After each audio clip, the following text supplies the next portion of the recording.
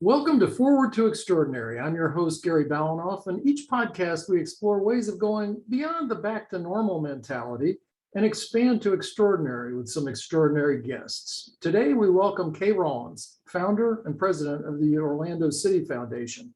And you soccer fans may already be aware of Orlando City and success leading to the playoffs the last couple of years, but there's more to it than that because Kay founded the foundation so that we could find out how to make strides in other areas that might have something to do with soccer, but also to do with the overall health in the community and the people who need to find ways of being able to get there. So staying active, avoiding health hazards and obesity and blood pressure hikes and so on. So welcome, Kay, and let's get started.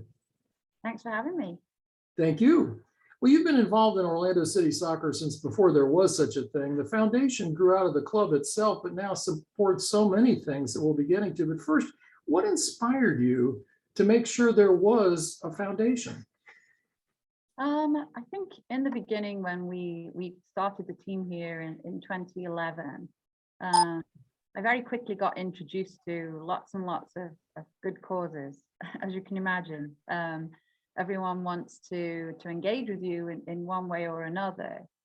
And I felt like that first year or so was really kind of running around trying to help everybody, but not feeling like we were making an actual deep impact. And so that was when, we had the idea to form the foundation and have a charitable arm of the club that could have a focus, which doesn't mean we don't still help all those other nonprofits. We do. We have them on our website where you can ask for a donation. It'll be some merchandise, some tickets, something that will raise funds for your nonprofit. But we really wanted a focus, and it kind of coincided with me being given a report about Paramore, which is where our stadium is, about obesity, childhood obesity in particular. And so reading the report and looking at causes, and obviously we don't always want to be dealing with the aftermath. We want to be upstream and saying, why is this happening? And the biggest was access, or a lack of access. And so we formed a foundation board. We did some fundraising events, obviously, still got to have some dollars. And then we started a partnership in the beginning with the U.S. Soccer Foundation, who they've already got some programs in place. And they started this campaign to fill mini pitches. So all over the country, soccer fields take up a lot of space, and sometimes urban areas, which is where the most resourced families are often in those urban areas. And so mini pitches are about the size of a tennis court. Obviously, there's a goal at each end, around it, so the ball bouncing around doesn't to everyone else. And then again, listening to the families and the youth in those areas, we then decided we needed to do programs, and they need to be free. We have families where kids turn up sometimes who don't have the right footwear.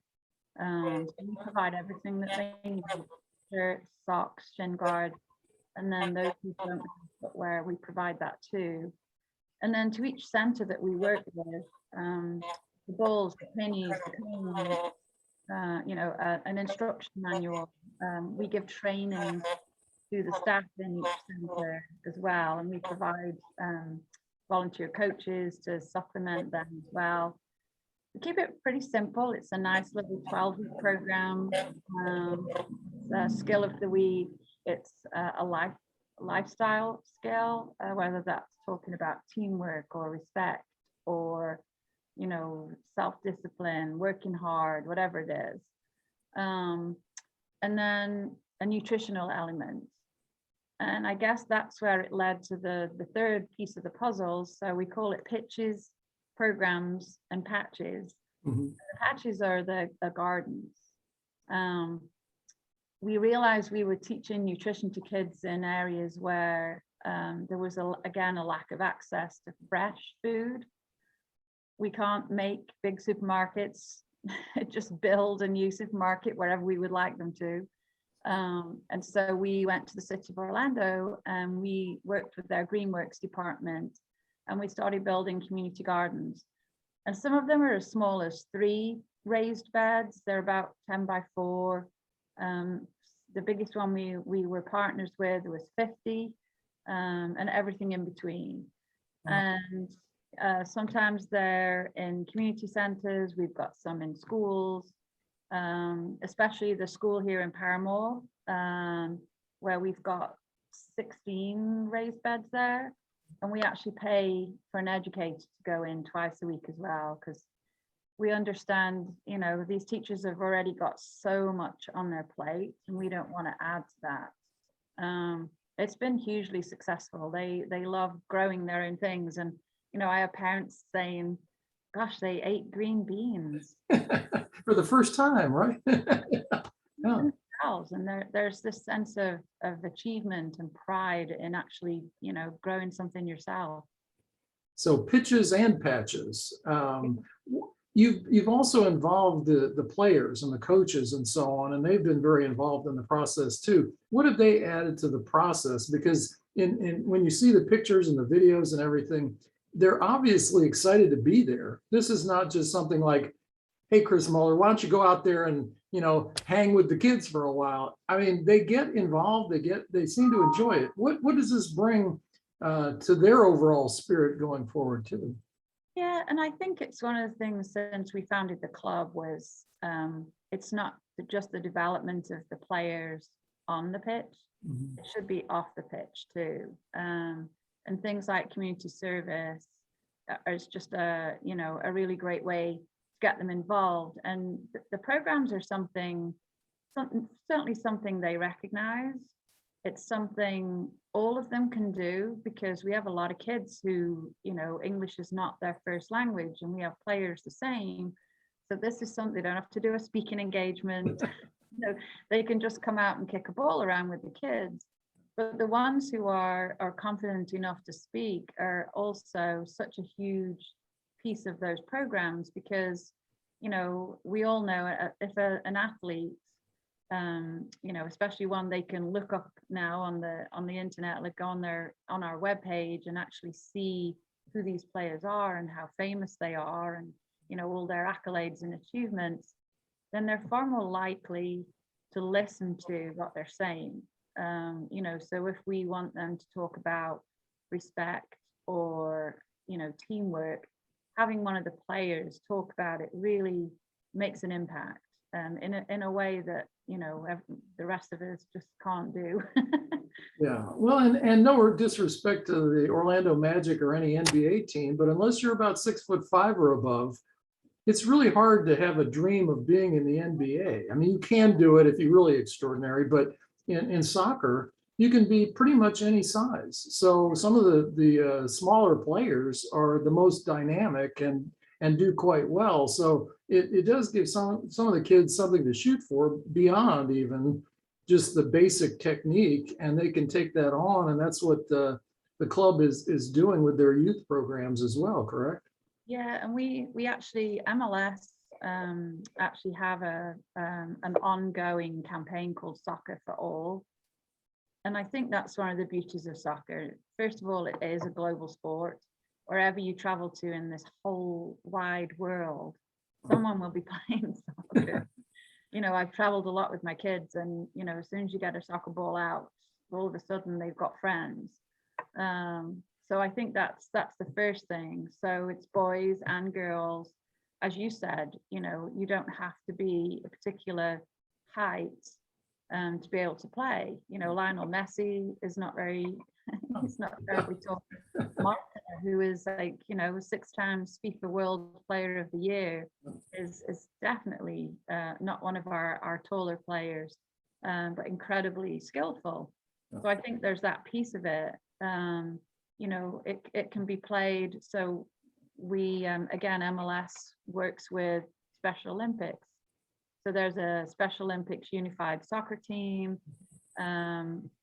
They travel with our team, they travel with the first team, they stay in the same hotel, they play on the same pitch. They get treated like a player for a weekend. And it's an incredibly amazing program to see these young athletes shine in a way that people find sometimes unexpected. So I love that it's a sport that we can all play. You know, as a kid, you know, we played in the street, we played in the school playground, we played on the field, anywhere where there was a ball. You didn't even need a goal. You know, you make one out of trash cans or a couple of sweaters on the floor. That was it. There's actually a book called Jumpers for Goalposts, because jumpers in England are sweaters. There's actually a book about it. Well, and I can tell you for a fact that having played indoor soccer as well on a much smaller pitch, but it moves fast and you can stay in pretty good shape by doing that. So it doesn't take a 110-yard field to be able to make a difference in your personal health and well-being and so on. Well, what do you feel like after all the time that you've spent on this is your biggest joy that's come from working with the foundation and the kids and the parents and everybody else? I think it is that obviously I love it introducing the sport to kids who've never played and who realize, oh, you know, this is something I can do and I can get involved with. But I think in some ways the gardens has been one of the biggest joys because it was an unexpected one, you know, and I think it's something people are kind of surprised about when they know you're a soccer team, but you do gardening, like what? But once they understand that, you know, it's a very holistic way of teaching healthy lifestyle habits, because you've got the cardio piece, you've got all the things that you learn from playing a team sport, you know, the teamwork, the respect, the working together, you know, overcoming difficulties and challenges, learning how to be a good winner as well as a good loser, you know, all of those things that you learn. But then the food piece has been amazing. And the curriculum we have makes it very fun. You know, we're not going to lecture kids about calories and carbohydrates. We have a lot of fun games that we play with them that gets the message across the same. But just seeing the joy on their faces when they, you know, they dig up and there's sweet potatoes that they've grown all by themselves, like is really cool. It's really That's cool. great. Well, we're winding down one year, going into another one. What does the future hold? What would you like to see happen next in the next chapter of the foundation? Yeah, I mean, obviously more of the same. We'd love to build more and more pitches and get more and more people involved in the gardening piece. You know, I think the last year or so has highlighted so many social justice issues. So I think that's something, you know, we're definitely looking at, you know, ways that we can support, you know, in particular Orlando Pride. Pretty much every game had a different walkout shirt on with a message, whether it was Stop Asian Hate or Black Lives Matter, support trans youth. You know, all of those issues that are important to our players are also important to us. So I think, you know, that's something that really did kind of come to light and had a platform in this last year or so. And I think it's something, you know, we want to continue to support. You know, anyone who's been to our stadium has already seen, you know, we have 49 rainbow seats in our stadium. That really is us proclaiming to the world that everyone is included and everyone is welcome in our stadium. You know, and so I think there's probably more to come on that. And then, you know, we're obviously just getting to know our new owners and we want to work with them on what's important to them as well. So that's kind of an ongoing piece at the moment. You know, it's they're learning about us and we're learning about them, but you know, it's been great so far. We'll also point people to your website, orlandocityfoundation.com, and there's plenty of ways of getting, I'm sorry, you're right. I'll have the correct version in the remarks and comments. But yeah, and if you want more information on it, it was kind of interesting in that in many foundations and support organizations and so on, you have to give a lot of money to be a member, not with your group. Tell them a little bit about, I mean, not discouraging the big donor from stepping up to the plate, but you have ways of getting involved and keeping people involved in the process for a very low amount. Tell us a little bit more about that, how people can get involved. Well, I think like every nonprofit, the last couple of years has made everyone get their creative thinking caps on and get a little more innovative about fundraising, because events went out the window, and so for a lot of nonprofits it was, whoa, what do we do now?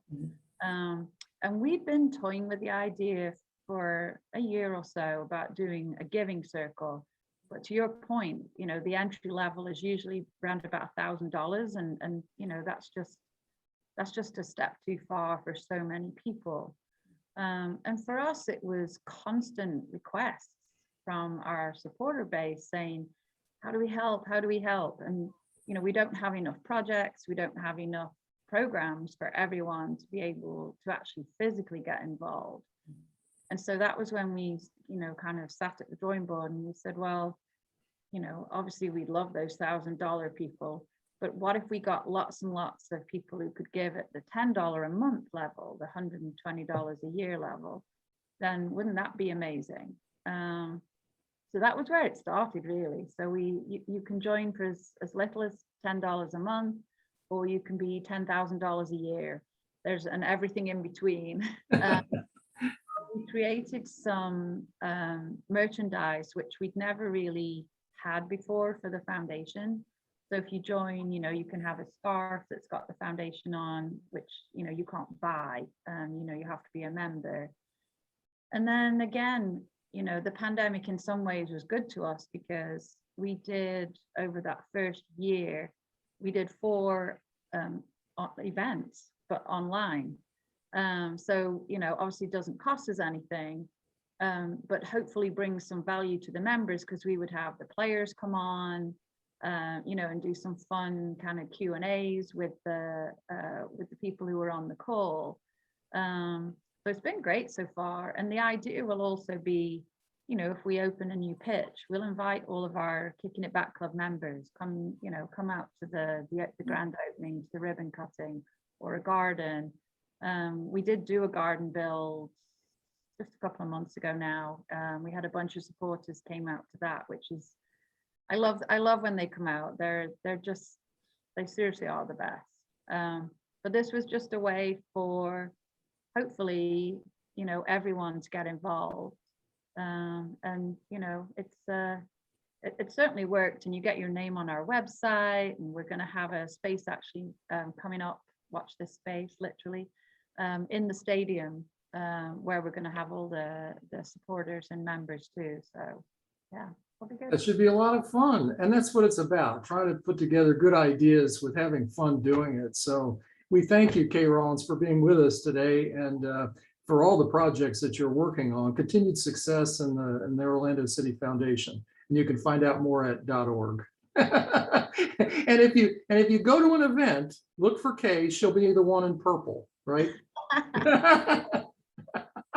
That's the team color. She's wearing it today and every day. So thank you for being with us. Thank you, Harry. I really appreciate you having me on.